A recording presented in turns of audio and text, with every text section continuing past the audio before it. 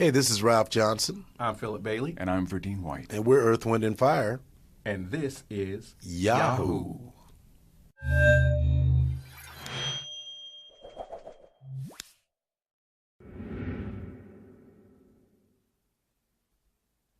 41 years went by pretty fast, seems like.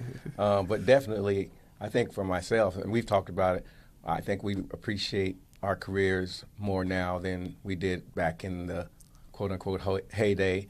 Because I think we've slowed down and really able to appreciate the, everything that's happening, and the fact that it's so hard to have a career in this business. It's pretty challenging for us to have had a career now for 41 years and still traveling globally, still sought after, and still playing for presidents and kings and queens and all that stuff. It's pretty, awesome.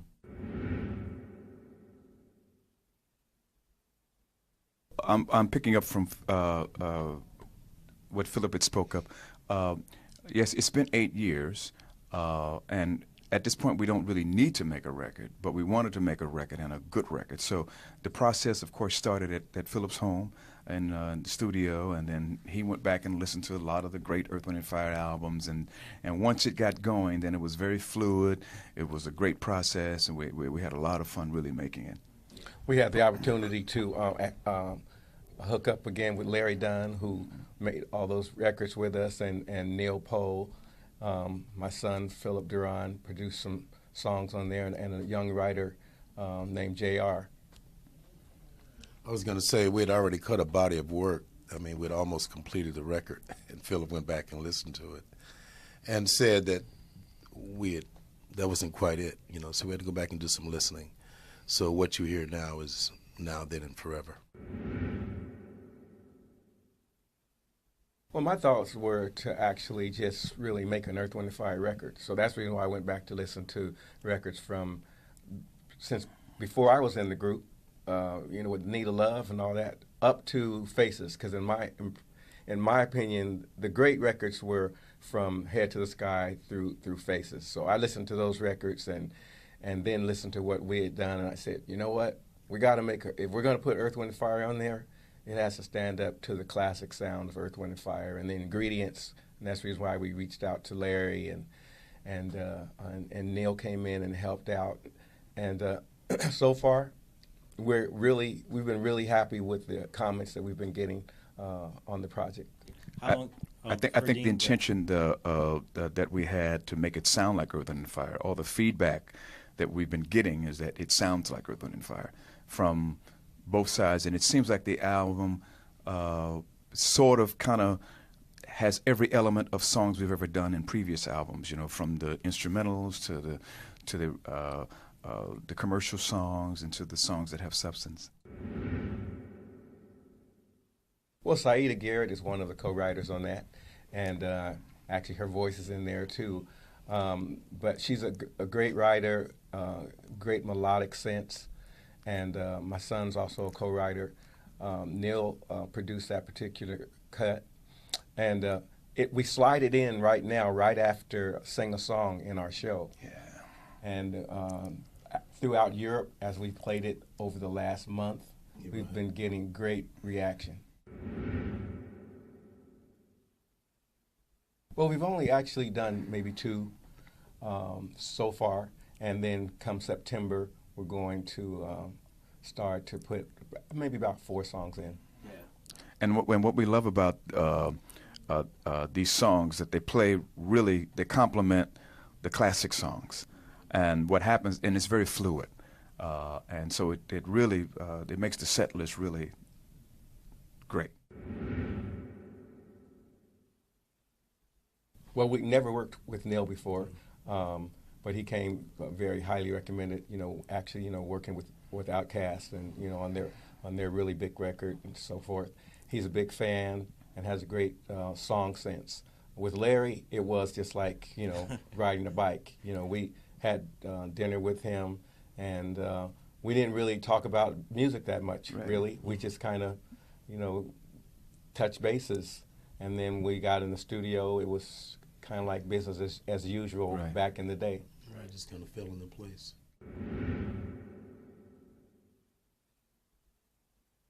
Well, interestingly enough, next year will mark 20 years that we've been actually touring and carrying on the legacy of Earth, Wind and Fire without Maurice.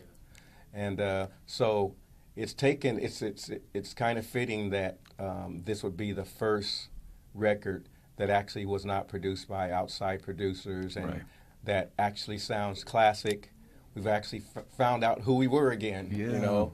And so we're very proud, and he's very proud of the fact that we were able to make such a record and continue to do the things that we're able to do. So we're really he's very proud of it. I recently saw Maurice the other night, and he's been hearing feedback on the music, and he's happy, but he's also proud, you know.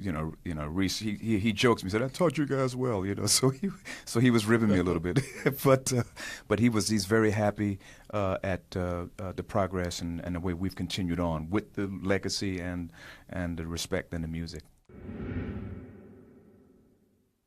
Dance floor, Philip Duran, and what was his partner's name? Justin. Justin. Mm-hmm. Great. I've been saying this forever now. It's a great club record. I mean, strong tune. When we insert it in the show, it'll probably go toward the end, somewhere around September. You know, but it's a very strong record. But you know what's also good about this record? There's some sleepers. Mm-hmm. You know, we've been known for having like sleepers. Like for me, Splashes is great. Another song, Love is Law, which is written by J.R. So it's you know, we have some sleepers in there too that you can kind of go inside, you know.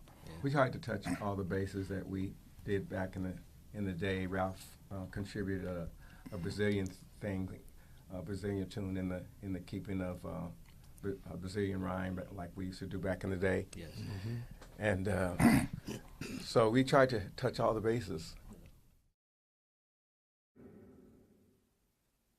Well, Sign On was originally brought to us by Neil Poe, and as you had spoke about, it's really in line with the message aspect of Earth, Wind and Fire, as you hear in the lyrics, and that song originally we thought was going to be the first single, and of course, My Promise is the first single, but that's a great song. When you first hear it, it's identifiable Earth, Wind and Fire when you hear the horns, and it sort of kind of reminds me of the same kind of feel, almost like Serpentine Fire, where it sort of has that message and the groove and things like that. For us, we've just been true to who we are.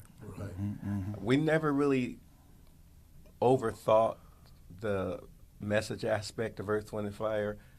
We were pretty much kind of all raised the same. And, you know, in our individual intent, we just wanted to contribute positively in our music and in humanity. And so, you know, collectively, we do that. You know, we live our lives as such, you know. And so it's just in keeping that Earth, Wind and Fire's message would be the same. Well, once the album comes out, then, you know, we'll know what's the second, third, fourth single. You know, when you first work on a record, you always think it's going to be one song, and then when you get down to it, you know, you might play 2 or 3 songs to see it, and it's always a little bit of a battle, which is not a bad problem to have, you know, to be able to say, you know, because we weren't sure for a while, and it's a great problem to have. It's actually all of it. Yeah. Yeah, it's a combination of all of it. It's us doing what we do on the road in live performance, but it's us also being creative as songwriters and writers, period. You know, all of it adds up to keep you, you know, balanced and in tune to what you're doing. I love that it's happening all at once. You know, one week we're in the studio at Philip's house, and then the next week we're on the road, and we come back, we're in the studio. You know, I like that it's all kind of mixed together. We did, but Yeah. not on their actual Okay. record. We actually redid it with Kenny G, and then Big Boy came in and guested on it. Yes. But it was a fun thing to do, and interestingly enough, everyone thought that was Earth, Wind and Fire, in the original way, because they did it with the band's sound in mind. So it was just an obvious kind of sound for us. It's just recent over the last couple of years. Yeah, and Neil had mixed That's right. on the last album. Right. And then later on he came on, and like as Philip said, it grew over the last 2 years. Right. Well, it's a compliment, the fact that they respect our music, and that they love the music. And recently, my wife's nephew went to the Jay-Z Justin Timberlake concert the other night at the Coliseum, and our friend DJ Cassidy DJ'd before they came on, and he opened up with September, and all the kids went crazy. So what's interesting about our career is that we've been touching different generations, and we're like on what, fourth or fifth now, Ralph? We're what, fourth or fifth generation right now. Yeah. But in a sense, it's a way of keeping the music alive when you're sampled. People who maybe would not have ordinarily gotten access to it are now getting access to it. So it's kind of a music marketing thing on a grassroots level. Actually, our brand management publicist, Mark Young, had said that Solange wanted me to play on her album, but she had saw us at the Hollywood Bowl. So we did the record in her living room. Yeah, we did it all in one day, and it was really real nice. And then I sat in with her at the Essence Grammy party. So that was a lot of fun. We definitely understand that we are totally blessed. We all grew up loving music. Probably would be playing music even if we hadn't got paid a dime for it, because we just love to do it. We love music, and to have had the opportunity to create great music and to have the longevity that we've had, to have health and strength, we definitely know that we're blessed. So we're always thankful. It's fantastic having Phil work with us. And the bonding is great. Just hanging out, him getting a chance to see where I was all those years and be a part of it is a great treat. Well, in the studio, we get a chance to just see where the creative flow is going to go. I know we had some sessions that wasn't even a part of the actual project, with Raphael, Right. and then there were, like he said, we started the project out at my house, and then we did some vocal recording in San Francisco, Right. in New York, so it was a process of just wherever, whenever, we were able to make it happen. The name Earth, Wind, and Fire is derived from Maurice's astrological chart, in which there are earth signs, fire signs, and air signs, no water signs. So he decided to call the group Earth, Wind, and Fire. And who would be Maurice? Well, that's a very good question. Who would be Maurice? For those of you who don't know, Maurice is the leader and the founder of Earth, Wind, and Fire. He actually is the architect. Actually came up with the name, like Ralph said, and then constructed the whole concept of what Earth, Wind, and Fire would be, what they look like, what they sound like. And up until 20 years ago, he was the front man and the producer of all the music up to that point. Well, he's 10 years older than me, but we've always sort of had a really close bond and psychic bond. Now, you just mentioned that he's serious, but when you know him, I can make him laugh.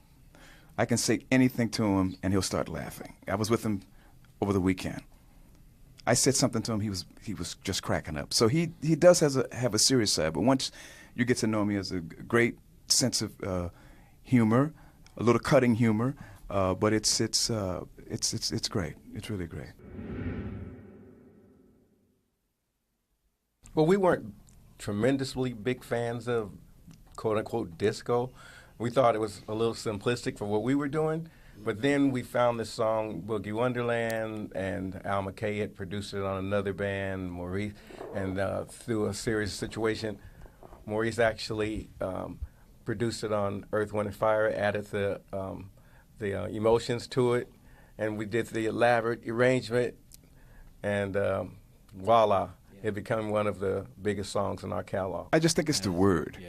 You know, so, like you said earlier, it was a lot of great music came out of there. Yeah. So sometimes people can get, confused with the word, and then they think it's about just afros and platform shoes and disco balls, Well, it was interesting. We broke up for, almost close to 5 years, right? Mm-hmm. Yep. And Maurice went on to do production, and everybody kind of grew up in that period of time. And then and I did my solo stuff.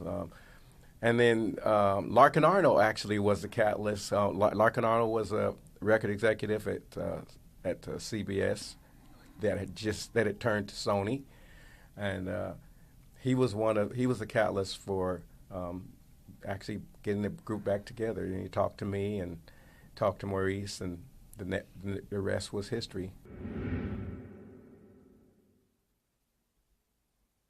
Yeah, because we had matured, and then we all had a chance to experience other musical experiences that we brought back, and then, but little by little for us, our time actually came later, when the other generation grew up, and they quote unquote rediscovered us through sampling, as you mentioned earlier in I think part 2, and it led all the way up to this point. It really, like Philip said, it's really been like almost like a 20-25 year process for us to get to this point where we're really EWF, that we know that we're creating EWF,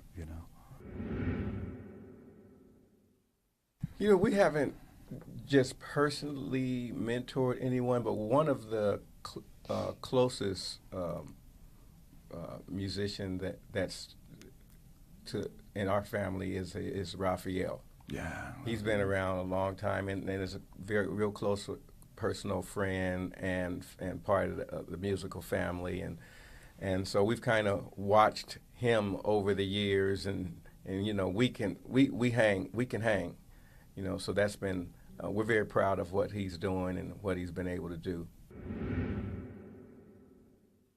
The Serpentine Drive is the male sex drive. That's exactly what it is. Right. Yes. We didn't have any opening acts. right. We always toured mostly by ourselves, except for when we toured with, our family artists, which were the Emotions, Right. Denise Williams. And so we don't have any, unfortunately, we don't have any drama stories Yeah. with other bands. We've got no dirt for you, man. Yeah, actually, I discovered it, I thought by accident. I went to a class, and I felt weird after the class, but it was great, It really felt weird. I felt weird, but it was great. And then I just kept doing it, and it's been great, for my own personal health, and of course we're in Santa Monica, and all the great classes out here. So everybody out here has yoga mats, and matter of fact, we just walked past the yoga place a moment ago. Yeah. So it was great, yes. So yeah, for me it's been really great. The group environment is great. I always suggest don't do it on a tape at home. Go to the class. And I always suggest start with a level 1 class and work your way up, because it's not as easy as it looks, when you're talking about downward dog, upward dog, and it's after the class that you feel it, But it's a great personal discipline for me. just personally, and it helps me with my work, but with the busy schedule that we have, and just trying to keep up, energetic wise. I'm a big fan of the sport, and love it. I loved it from the first time I started. I've been playing maybe about 20 years or so. Time flies, and I play as much as I can. It's like a personal vacation, a 2-hour vacation. Sometime a bit humbling, always a bit humbling, but just a great outlet. It's something I started in '76. And I guess within the last 10 or 15 years, I really, really got serious about it. And I'm a member over at Calabasas in the Valley, and I'm with an instructor once a week for 2 hours. Carry my rackets on the road, so when I get a break, I'm immediately out on the tennis court trying to hit some balls. But I love it. I love hitting the ball. We both did that. I don't know, maybe All in All. I was going to say All in All was a pretty strong was great. cover. Yeah. There is a book of covers that was Excuse me. that I just got about 6 months ago, and one of the Last Days and Times album cover was there, and that was actually the first sort of way out cover Of the super graphic. the super graphic, Yeah. that we started. That Maurice came up with. Well, Maurice has such a head for graphics. That was usually his department. He was going to kind of handle the whole look of the new album cover, I think it's personal taste, Right.